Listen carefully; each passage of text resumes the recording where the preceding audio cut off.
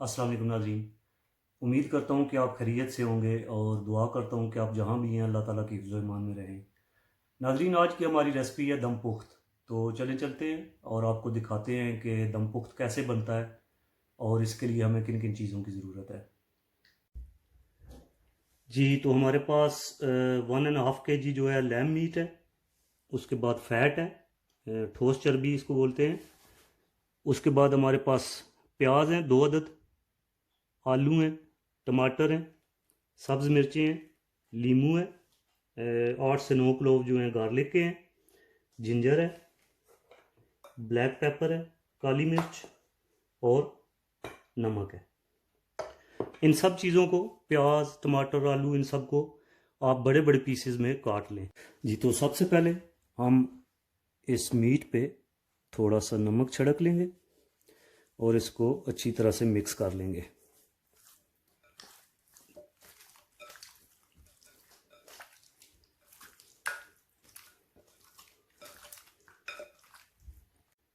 Meet को नमक छिड़क के हमने अच्छी तरह से मिक्स कर लिया। अब हम ये सारी चीज़ें, मेरे पास एक मिट्टी की हंडिया है, उसमें डाल लेते हैं। मैं आपको दिखाता हूँ कि ये चीज़ें कैसे हम मिट्टी की हंडिया में डालेंगे। जी, तो सबसे पहले ये जो हमारे पास चर्बी है, फैट, इसको नीचे रखेंगे इस तरह करके।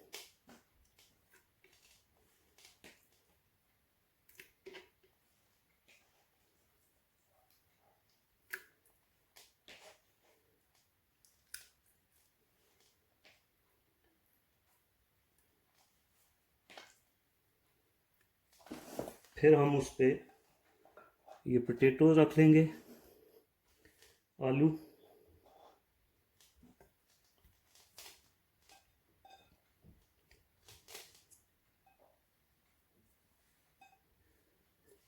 फिर हम उसमें मीट ऐड करेंगे।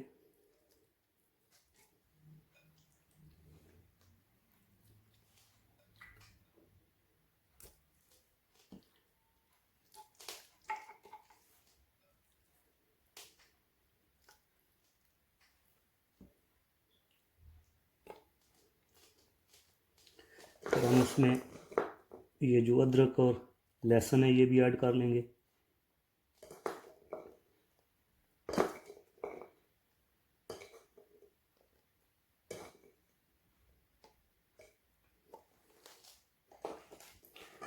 ऑनियन भी ऐड कर लेंगे।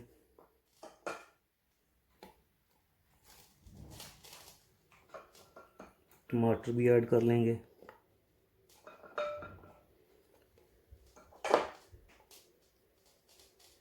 ये सब्ज़ मिर्चें जो हैं हमारे पास, ये भी ऐड कर लेंगे। उसके बाद ये मीट के कुछ पीसेस बच गए हैं, ये भी इसमें डाल लेते हैं।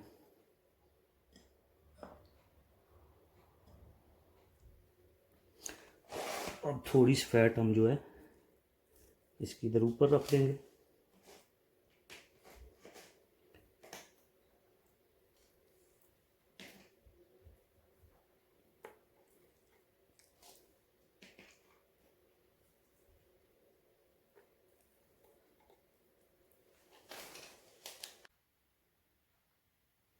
ये लीमू भी ऐड कर लेते हैं, इसको थोड़ा सा मिडल में कर देते हैं ताकि इसका जायका पूरी हंडिया में चला जाए।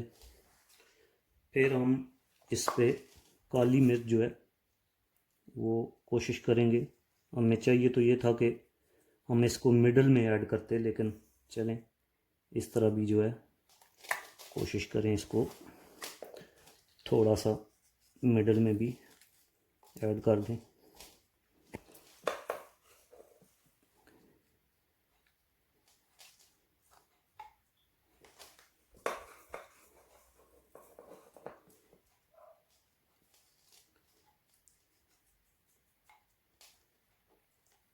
ये सारा कुछ ऐड हो गया।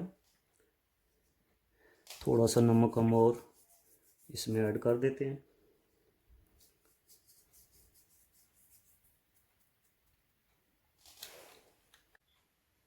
अब हम इसमें थोड़ा सा पानी, आप देख सकते हैं, ज़्यादा नहीं, बिल्कुल थोड़ा सा पानी जो है वो आप ऐड कर लें।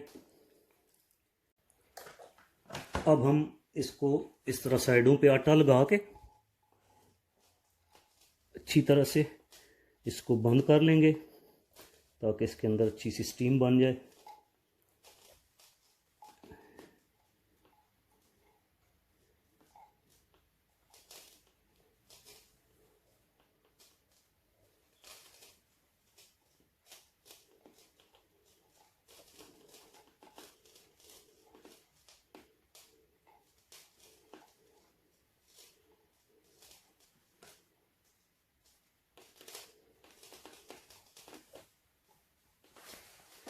अब हम इसको ऊपर से बंद कर लेंगे इस तरह।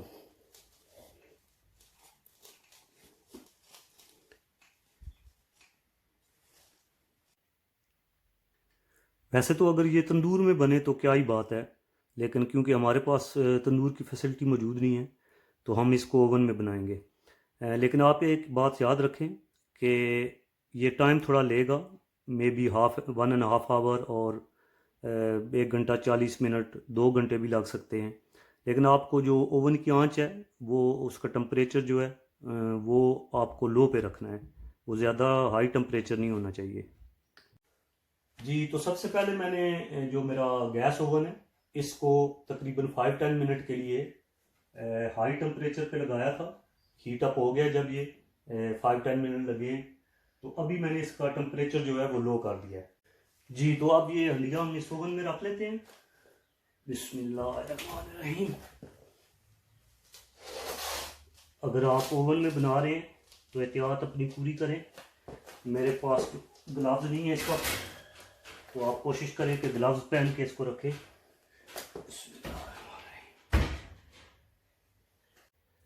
जी, तो तकरीबन 2 घंटे के लिए हम इसको ओवन में रहने देंगे। उसके बाद हम तकरीबन 2 घंटे के बाद हम इसको ओपन करके चेक कर लेंगे। मुझे उम्मीद है कि 2 घंटे के बाद इंशाल्लाह ये मुकम्मल तौर पर गल जाएगा। अच्छा, तो जब तक हमारी आज की रेसिपी तैयार होती है इतनी देर में मैं आपको गज़ल सुना देता हूँ एक। ये जो पोइट्री है एक्चुअली मैं अपने कुछ दोस्तों की फरमाइश पे करता हूँ। हो सकता है कुछ लोगों को अच्छी ना भी लगती हो, लेकिन मेरे कुछ दोस्तों की भरपूर फरमाइश है कि आप कुछ ना कुछ सुनाया करें, तो उनके लिए मैं आज ये गज़ल पेश कर रहा हूँ। वैसे तो ज़्यादातर मेरे पास जो गज़लें लिखी हुई हैं उनके साथ जो शायर है उसका नाम होता है, लेकिन इस गज़ल के शायर का नाम मुझे नहीं पता, तो मैं आपको गज़ल सुनाता हूँ। गज़ल कुछ यूँ है कि गर्मिये हसरते नाकाम से जल जाते हैं, गर्मिये हसरते नाकाम से जल जाते हैं, हम चरागों की तरह शाम से जल जाते हैं। शम्मा जिस आग में जलती है नुमाइश के लिए, हम उसी आग में गुमनाम से जल जाते हैं। खुद नुमाई तो नहीं शेवाए अरबाबे वफा, खुद नुमाई तो नहीं शेवाए अरबाबे वफा, जिनको जलना हो वो आराम से जल जाते हैं। बच निकलते हैं अगर आतिशे सयाल से हम, बच निकलते हैं अगर आतिशे सयाल से हम, शोलाए आर्ज़े गुलफाम से जल जाते हैं। और मख्तार ज़ैद के जब भी आता है तेरा नाम मेरे नाम के साथ, जब भी आता है तेरा नाम मेरे नाम के साथ, जाने क्यों लोग मेरे नाम से जल जाते हैं।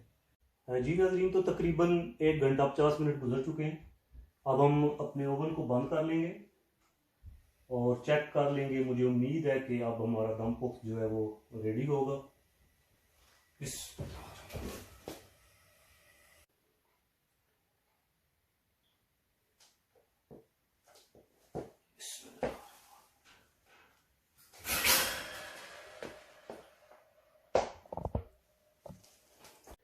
जी नाज़रीन, तो अब हम दम खोल लेते हैं और देखते हैं।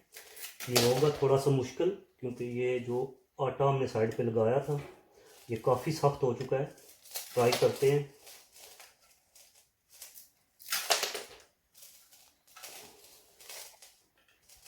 जी नाज़रीन, तो अब हमने इसको तकरीबन खोल लिया है। थोड़ा टाइम लगा है हमें क्योंकि जो आटा था वो काफ़ी सख्त हो चुका था, तो फिर हमने थोड़ा थोड़ा पानी लगा के साइड पे तो उसको खोला है। तो अब देखते हैं कि हमारा जो है दम पुख्त कैसा बना है। बिस्मिल्लाहिर्रहमानिर्रहीम। माशाल्लाह।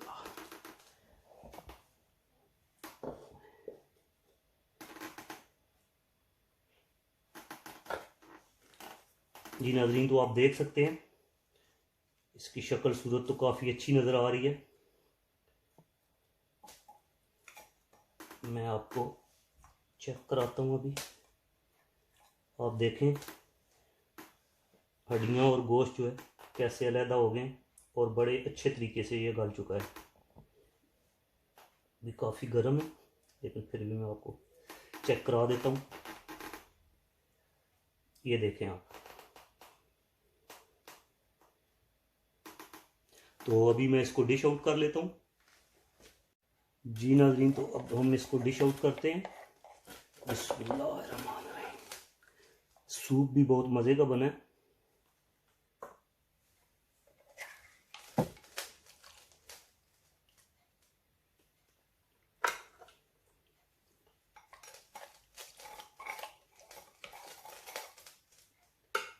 इसको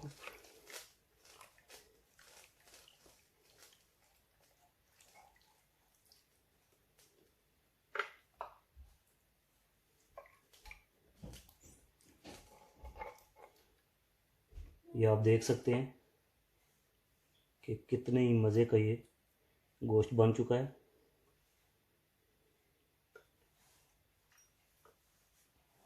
ये हमारी आज की डिश थी दम पुख्त।